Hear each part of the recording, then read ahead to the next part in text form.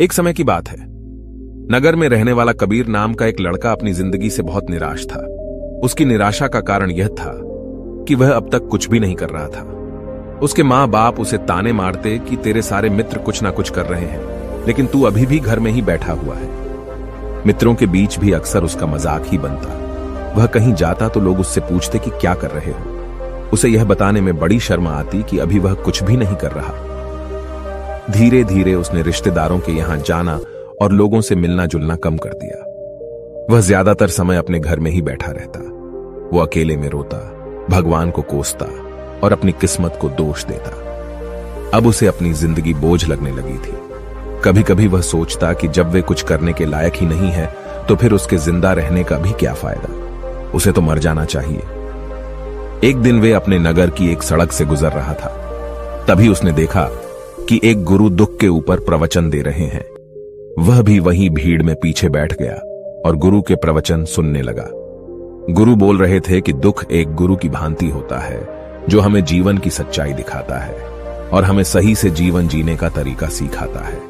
आप चाहें तो अपने दुख रूपी गुरु से जीवन जीना भी सीख सकते हैं और चाहे तो उस दुख में डूबकर बैठकर रो भी सकते हैं। कबीर भी गुरु की ये सारी बातें ध्यान से सुन रहा था, लेकिन उसे गुरु की ये बातें सही नहीं लगी। उसने खड़े होकर कहा, दुख कुछ भी सिखा कर नहीं जाता, सिर्फ पीड़ा देकर जाता है।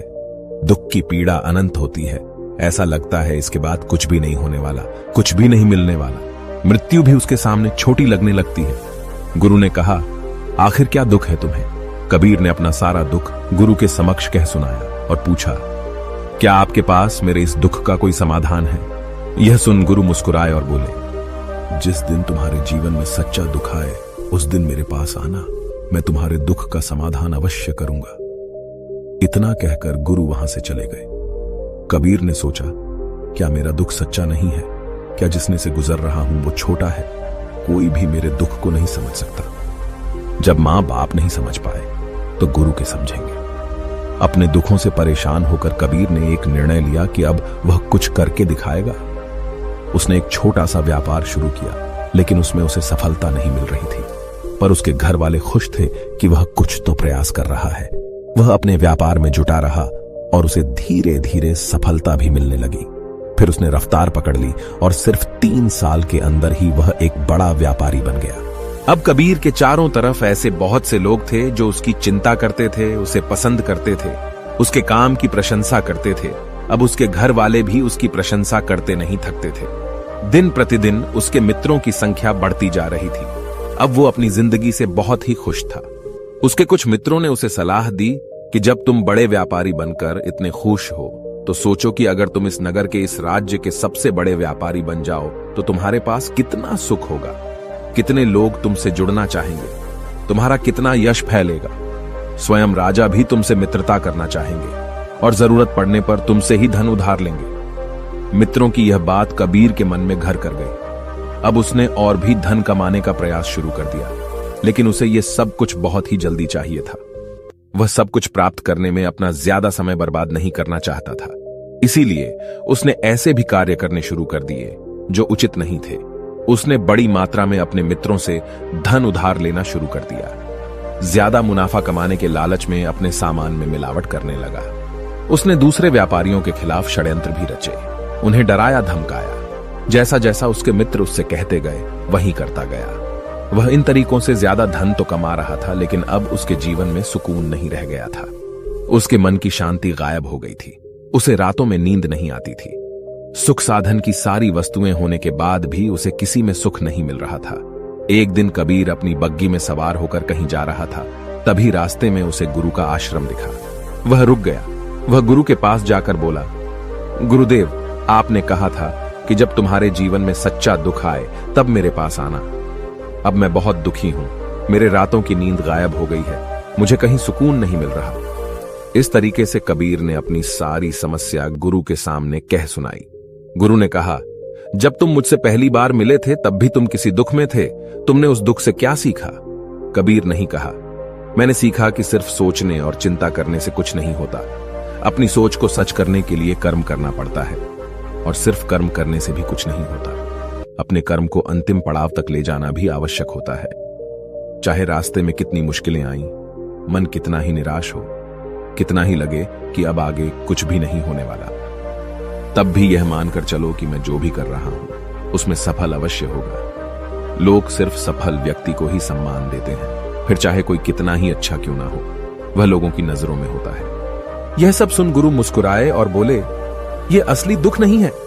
जब तुम्हारे जीवन में असली दुख आए तब मेरे पास आना, मैं उसका समाधान अवश्य करूंगा। कबीर नहीं जाते समय गुरु को सोने के सिक्कों से भरा घड़ा भेंट किया। खड़ा देखकर गुरु ने कहा, यह मेरे किसी काम का नहीं, इसे उस पेड़ के नीचे गड्ढा खोदकर दफना दो। कबीर ने गुरु के कहे अनुसार घड़े को पेड़ के नीचे दफना दिया और वहां से चला गया। कुछ दिनों तक तो व्यापार अच्छी तरक्की कर रहा था, लेकिन गलत व्यापार की वजह से ही धीरे धीरे उसे व्यापार में घाटा होने लगा। उसकी सारी धन संपदा धीरे धीरे खत्म होने लगी और एक दिन ऐसा आया जब उसके पास कुछ भी नहीं बचा और वह कर्जे से लग चुका था। लेकिन वह निश्चित था, क्योंकि उसने सारा कर्ज अपने मित्रों से ही लिया था।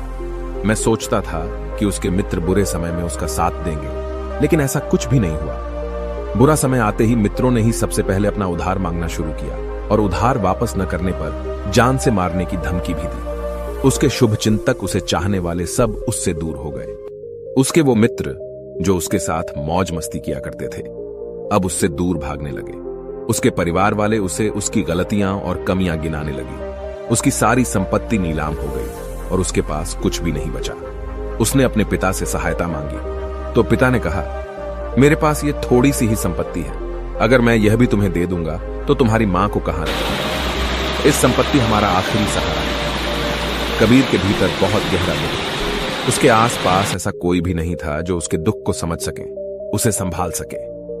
लोगों से मिले इस धोखे और विश्वासघात की वजह से वह अंदर तक टूट गया। उसे लगने लगा, अब जीने का क्या मतलब? अब तो मृत्यु हुई एकमात्र सहारा है, वो है आत्महत्या करने।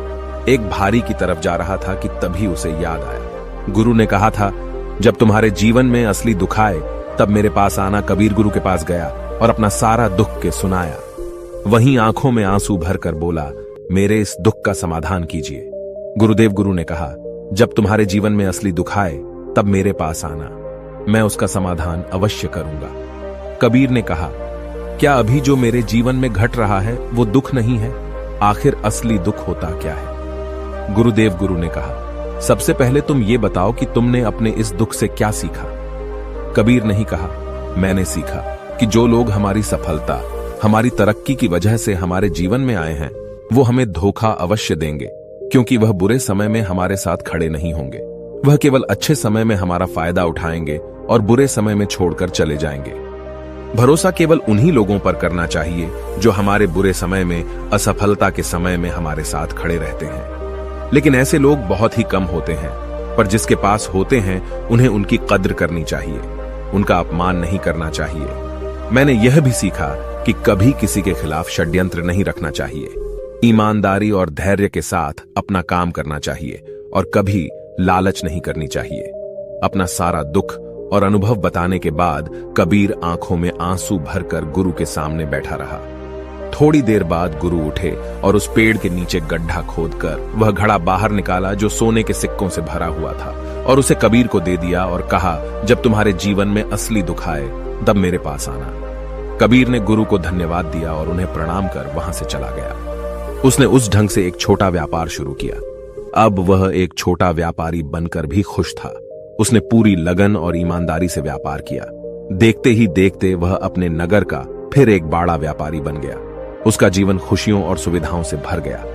लेकिन कोई कितना भी अच्छा हो, कितना भी अच्छा काम करें, दान करें, पुण्य करें, लोगों की मदद करें, लेकिन जीवन में दुख तो आता ही है। तो कबीर के जीवन में भी दुख आया। उसके माता पिता की मृत्यु के रूप में वो दोनों एक ही दिन मृत्यु को प्राप्त हो गए। कबीर अपने माता पिता से बहुत प्रेम करता था, इसलिए उसे उनकी मृत्यु से बहुत गहरा आघात पहुंचा। वह उन दोनों के पार्थिव शरीर को शमशान घाट ले गया, जहां उनकी अंतिम क्रिया की गई। वहां उसने अपने माता पिता के शरीर को जलते हुए देखा तो उसका मन बेचैन हो गया। उसके अंदर बहुत से प्रश्न उठने लगे हैं। घर वापस आया तो उसने अपने माता पिता के घर और संपत्ति को देखा, जिसके लिए उसके पिता हमेशा लड़ते रहते थे। आज वह लावारिस पड़ी है। आज उसकी देखरेख करने वाले, उसके लिए लड़ने वाले इस दुनिया से चले गए। उसके पिता ने जो भी कमाया था, जो भी बनाया था, वो सब यहीं रह गया था। 1 दिन पहले तक किसी से भी अपनी संपत्ति के लिए लड़ जाने वाले उसके पिता आज खुद इस दुनिया से अलविदा हो गए थे। उसका मन इसी तरह के अनेक विचारों के भंवर में फंसा हुआ था।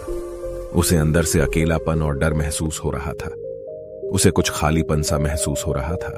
उसे लग रहा था कुछ तो है जिससे वो समझ नहीं पा रहा। इसीलिए वो गुरु के पास गया। उसे देखते हुए गुरु ने कहा, क्या जीवन में कोई दुख है? कबीर नहीं कहा, वैसे तो जीवन में कोई दुख नहीं है गुरुदेव, सब सुख है, सब अच्छा चल रहा है, लेकिन आज मेरे माता पिता की मृत्यु हो गई। इस घटना से मेरा मन बहुत दुखी और बेचैन है। गुरु ने कहा, इसमें दुखी होने वाली कौन सी बात है? 1 दिन तो सभी के प्रियजनों को मरना ही है। हमेशा जीवित ना तो कोई रहा है और ना ही कोई रहेगा। एक दिन तो तुम्हें भी मरना ही है। हो सकता है कल ही मर जाओ या आज भी मर सकते हो। कबीर ने कहा, ये आप क्या कह रहे हैं? गुरुदेव की मैं भी मर जाऊंगा, पर मैं तो अभी जवान हूं। गुरु ने कहा, इस भ्रम में तो सभी जी रहे हैं कि मृत्यु दूसरों को आती है, बूढ़ों को आती है, लेकिन बूढ़ों के सामने ही जवान मर जाते हैं, बच्चे मर जाते हैं। मृत्यु का किसी की उम्र से कोई संबंध नहीं है, तो सबको अपना बना लेती है। गुरु की यह बातें कबीर के मन में घर कर गई और वह चुपचाप वहां से चला गया। लेकिन उसका मन अभी बेचैन था, अब भी था। वह कुछ खालीपन सा महसूस कर रहा था। वह पूरे दिन अपने बारे में सोचता रहता कि वह कौन है, इस दुनिया में क्यों आया है, क्या सिर्फ चीजों का उपयोग करना और मरना ही जीवन का लक्ष्य है? ऐसे ही बहुत से प्रश्न उसके मन में लगातार उठ रहे थे, लेकिन उसे अपने किसी भी प्रश्न का उत्तर नहीं मिल पा रहा था और उसका दुख दिन प्रतिदिन बढ़ता जा रहा था। इसीलिए कुछ दिनों बाद वह फिर गुरु के पास पहुंचा और बोला, गुरुदेव, मैं बहुत दुखी हूं, क्योंकि मैं यह नहीं जान पा रहा हूं कि मैं कौन हूं और इस दुनिया में क्यों आया हूं। यह सुन गुरु मुस्कुराए और बोले, आज पहली बार तुम्हारे जीवन में सच्चा दुख पैदा हुआ है। वास्तव में यही है जो दुख कहलाने के लायक है कि हमें पता नहीं कि हम कौन हैं, क्यों आए हैं, क्या करना है, कैसे करना है। कबीर नहीं कहा, गुरुदेव, मेरे इस दुख का समाधान कीजिए। गुरु ने कहा, हम सभी इंसान जीवन भर का इकट्ठा करते रहते हैं। कबीर नहीं कहा, हम सभी इंसान जीवन भर धन, संपत्ति, मान, सम्मान, परिवार, मित्र, शत्रु, पद, प्रतिष्ठा इत्यादि इकट्ठा करते रहते हैं। गुरु ने कहा, क्या इन इकट्ठा की हुई सभी चीजों में से एक भी चीज को अपने साथ ले जा सकते हैं? कबीर ने कहा, नहीं गुरुदेव, इनमें से कुछ भी साथ नहीं जाता। मेरे माता पिता के साथ भी कुछ नहीं गया, सब तो यहीं छूट गया, हर परिवार, संपत्ति, सब कुछ। गुरु ने कहा, अब मेरी बातों को ध्यान से सुनना। इस दुनिया में हमें जो इकट्ठा करना चाहिए वो तो हम कभी इकट्ठा करते ही नहीं। चीजें हमारे सामने ही होती है, लेकिन हम उन्हें देखने का प्रयास ही नहीं करते। इस दुनिया में हमें जिस चीज को इकट्ठा करना है वो हम खुद हैं। हमें खुद को इकट्ठा करना है ताकि जब मृत्यु हो तो हम एक हो सके और स्वयं को पहचान सके। हम भीतर से बंटे हुए हैं। हम बंटे हुए हैं प्रेम में, नफरत में, क्रोध में, जलन में, क्रूरता में, धन में, संपत्ति में, पद में, प्रतिष्ठा में, मान में, पहचान में, धर्म में, जाति में, ऐसे ही सैकड़ों हजारों चीजों, और वास्तव में हम बंटे हुए हैं। हम टुकड़ों में जीवन जी रहे हैं। इस बंटवारे की वजह से हमारी चेतना कभी एक नहीं हो पाती। हमारी चेतना शक्ति बिखर गई है। इसीलिए हमारे पास इतना भी समय नहीं है, इतनी भी ऊर्जा नहीं है कि हम मुड़कर एक बार अपने भीतर देख सकें। वास्तव में जिस धन की कमी, सुविधाओं की कमी, मान सम्मान की कमी को लोग दुख समझते हैं और जीवन भर उसे दुख बोलकर रोते रहते हैं और उनका समाधान खोजने का प्रयास करते रहते हैं, उन्हें उसका समाधान कभी मिलेगा ही नहीं, क्योंकि जिन्हें लोग दुख कहते हैं वो असली दुख है ही नहीं। वो तो सिर्फ इंसान की चाहत है, उसकी इच्छा है जिसकी पूर्ति कभी नहीं की जा सकती। इसीलिए यहां व्यक्ति को ऐसे दुखों का कभी समाधान मिला ही नहीं। इसीलिए इन सब के ऊपर अगर अपने दुखों का परम समाधान चाहिए तो सबसे पहले अपने आप को इकट्ठा करो। अपनी ऊर्जा को इस संसार से वापस खींचो और एकत्रित करो। अपने ऊपर ध्यान दो, खुद पर ध्यान लगाओ। मृत्यु से पहले अपने आप को पहचान लो। ऐसे ही बिखरे हुए मत चलो। कबीर नहीं कहा तो क्या गुरुदेव हमें यह संसार छोड़ देना चाहिए? अपनी सभी इच्छाओं को मार देना चाहिए। किसी से प्रेम नहीं करना चाहिए। धन संपत्ति नहीं इकट्ठा करनी चाहिए। मान सम्मान की आशा छोड़ देनी चाहिए। गुरु ने कहा, एक बिखरे हुए मनुष्य के अंदर से कामनाएं, इच्छाएं और वासनाएं ऐसे ही निकलती हैं जैसे पहाड़ से कोई पत्थर गिर रहा हो जिस पर पहाड़ का कोई नियंत्रण नहीं है। सिवाय देखने, परेशान होने और कुछ खोने के। इसी प्रकार एक बिखरे हुए मनुष्य की इच्छाएं अनियंत्रित और दुखदायी होती हैं। उसका अनियंत्रित मन कुछ भी इच्छाएं और कल्पनाएं करता रहता है और दुखी होता रहता है। लेकिन जब व्यक्ति एकत्रित हो जाता है तो वह जो भी करता है सब उसके नियंत्रण में रहता है। तभी इच्छाएं भी उसकी इच्छा से निकलती हैं।